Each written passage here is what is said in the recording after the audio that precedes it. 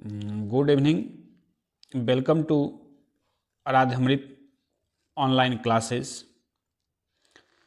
आप सबों का आराध्यामृत ऑनलाइन क्लासेस में हार्दिक अभिनंदन है, हार्दिक स्वागत है। आज मैं पुनः अभिनंदन सर इंटरमीडिएट एग्ज़ाम 2023 के विद्यार्थियों के लिए केमिस्ट्री क्रैश कोर्स के अंतर्गत फिजिकल केमिस्ट्री का most important chapter wise question लेकर आप सबों के बीच उपस्थित हूँ। यदि आज जो मैं क्वेश्चन आप लोगों को बतलाने जा रहा हूँ, यदि आप सभी विद्यार्थी इसे अच्छे तरीके से कंप्लीट कर लेंगे तो शायद आपका फिजिकल केमिस्ट्री भौतिक रसायन शास्त्र से आने वाले 23 अंक प्राप्त हो जाएंगे। यह आज का जो वीडियो मैं आप लोगों को दे रहा हूं, यह बहुत ही मोस्ट इम्पॉर्टेंट है। चैप्टर 1 में फर्स्ट क्वेश्चन है सॉलिड स्टेट के अंतर्गत पहला क्वेश्चन है ठोस किसे कहते हैं, यह कितने प्रकार का होता है। अब हिंदी के साथ साथ इंग्लिश भी मैं अपने वीडियो में सम्मिलित किया हूं। हिंदी मीडियम के विद्यार्थियों के साथ तो समस्या नहीं हो रही थी, लेकिन इंग्लिश मीडियम के विद्यार्थियों का यह कमेंट, यह मैसेज आ रहा था कि सर हिंदी समझ में नहीं आती है, आप इंग्लिश में भी मटेरियल प्रोवाइड करें। इसलिए अब मैं यह कोशिश करूंगा कि मेरी जो भी वीडियो आप लोगों के लिए बने उसमें हिंदी और इंग्लिश दोनों मिक्स हो। इसलिए इस वीडियो से मैं हिंदी और इंग्लिश दोनों दे रहा हूं, जिससे हिंदी और इंग्लिश मीडियम दोनों विद्यार्थियों के लिए सहूलियत हो। तो सॉलिड स्टेट का फर्स्ट क्वेश्चन है ठोस किसे कहते हैं, यह कितने प्रकार के होते हैं, व्याख्या करें। What is solid, how many types are these, explain it.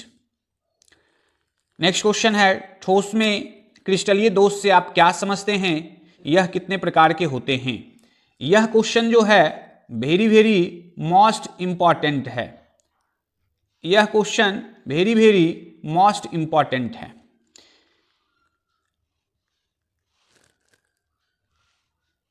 Next, ठोस पदार्थ के चुंबकीय गुण से आप क्या समझते हैं, यह कितने प्रकार के होते हैं। नेक्स्ट क्वेश्चन है जालक बिंदु से आप क्या समझते हैं। हम सिर्फ हिंदी में ही बतलाते जा रहे हैं। इंग्लिश वाले विद्यार्थी आप इंग्लिश को अच्छे तरीके से देख समझ लेंगे। नेक्स्ट क्वेश्चन है बिंदु दोष की परिभाषा लिखें। नेक्स्ट, क्रिस्टलों में बिंदु दोष से आप क्या समझते हैं, यह कितने प्रकार के होते हैं। अब ये 3 है, क्वेश्चन नंबर 4, 5, 6, जालक बिंदु, बिंदु दोष और क्रिस्टलों में बिंदु दोष। इस 3 में से एक क्वेश्चन श्योर है।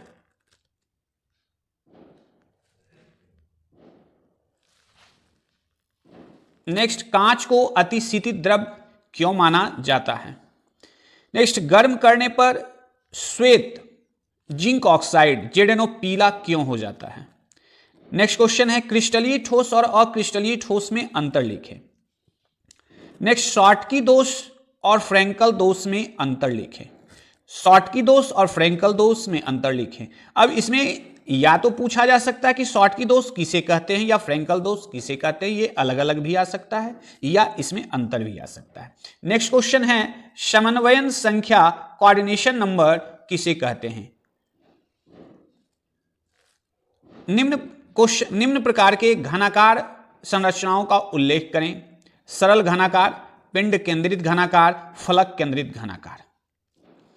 नेक्स्ट है चैप्टर नंबर 2 सॉल्यूशन विलयन।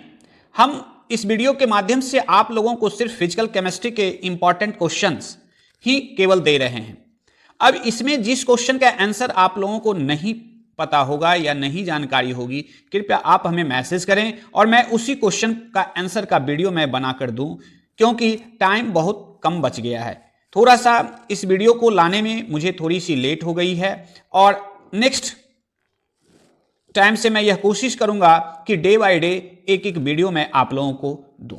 तो सेकंड चैप्टर का फर्स्ट क्वेश्चन है आदर्श और अनादर्श घोल क्या है। यह भी question very very most important है, समझ लें कि यह क्वेश्चन आपके एग्जाम में आ ही गया है। नेक्स्ट है प्रासरणी दाब की परिभाषा दें, सिद्ध करें कि प्रासरणी दाब एक अनुसंख्यक गुणधर्म है। नेक्स्ट हिमांक के अवनमन से आप क्या समझते हैं। नेक्स्ट राउल्ट के नियम को लिखें। नेक्स्ट है मोलरता और मोललता में अंतर लिखें। नेक्स्ट लवण सेतु क्या है, इसके उपयोगों को लिखें।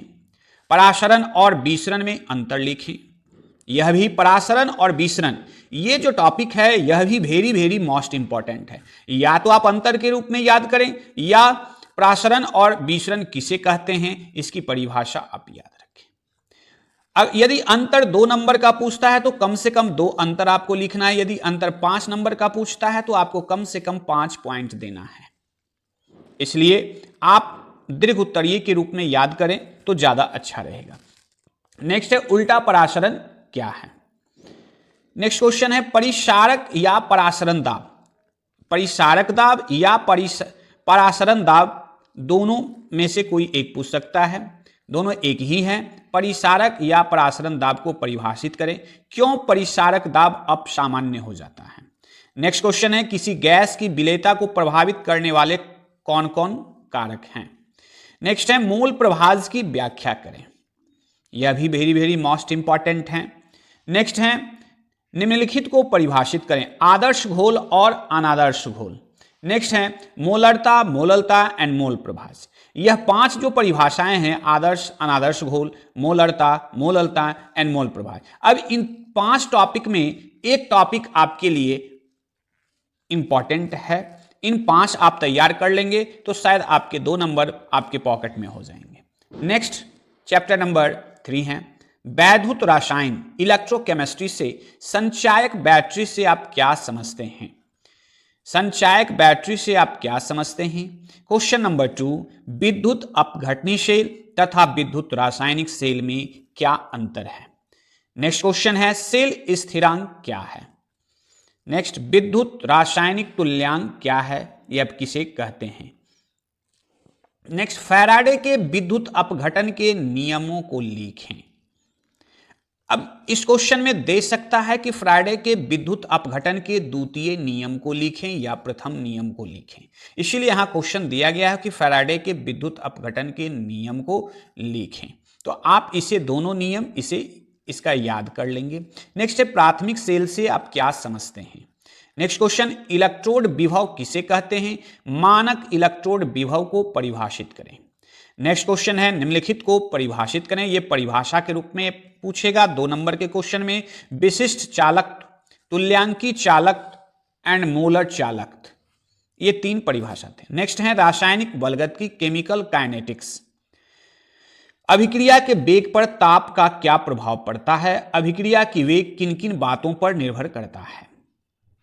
अब यदि 5 नंबर में आएगा तो ये दोनों क्वेश्चन को मिलाकर पूछता है। अभिक्रिया के वेग पर ताप का क्या प्रभाव पड़ता है, ये 2 नंबर में तो ये पूछेगा। यदि 5 नंबर है तो दोनों क्वेश्चन अभिक्रिया के वेग पर ताप का क्या प्रभाव पड़ता है, अभिक्रिया की वेग किन किन बातों पर निर्भर करता है।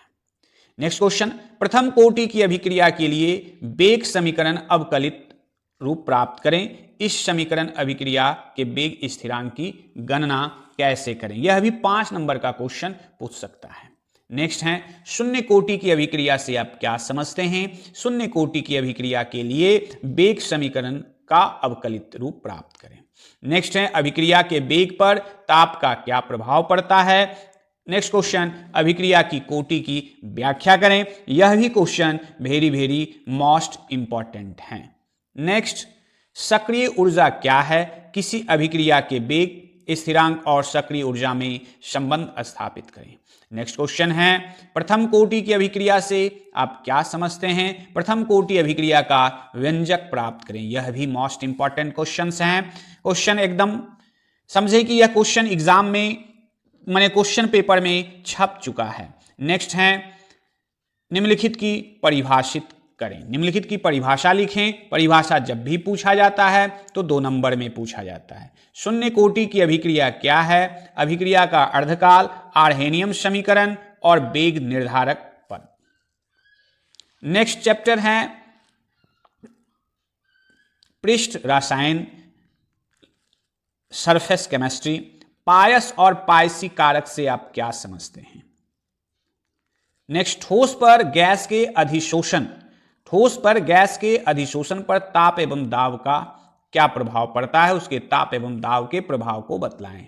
नेक्स्ट क्वेश्चन है, भौतिक अधिशोषण और रासायनिक अधिशोषण में अंतर लिखें। यह भी वेरी मोस्ट इंपॉर्टेंट है। नेक्स्ट है, अवशोषण और अधिशोषण में अंतर लिखें। नेक्स्ट है, टिंडल प्रभाव क्या है? चैप्टर नंबर 5 में यह तीनों क्वेश्चन आपके लिए वेरी मोस्ट इंपॉर्टेंट हैं।